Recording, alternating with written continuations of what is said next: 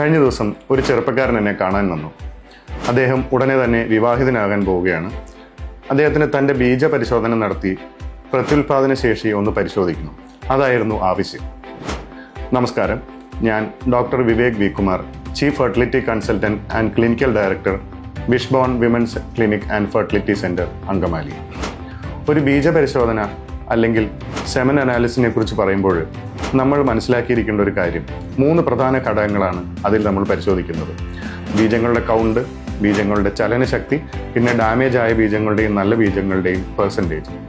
ഇത് പരിശോധന നടത്തുമ്പോൾ ഏതെങ്കിലും ചില ഘടകങ്ങളിൽ വ്യതിയാനമുണ്ടെന്നോ കുറവുണ്ടെന്നോ കണ്ടാൽ അതിൻ്റെ അർത്ഥം നിങ്ങൾക്കിനി ഒരിക്കലും കുഞ്ഞുണ്ടാവുകയില്ലെന്നാണോ? ഒരിക്കലുമല്ല.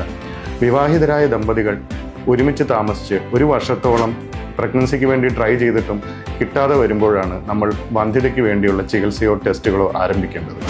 അങ്ങനെ അതിൻ്റെ ഭാഗമായി നടത്തുന്ന ടെസ്റ്റുകളിൽ ബീജത്തിൽ എന്തെങ്കിലും കുറവോ തകരാറുകളോ കണ്ടാലാണ് അതിന് മരുന്നോ ചികിത്സയോ വേണമെന്ന് നമ്മൾ സാധാരണ പറയാറുള്ളത്.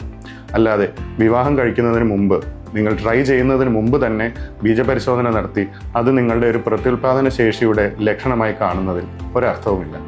Thank you.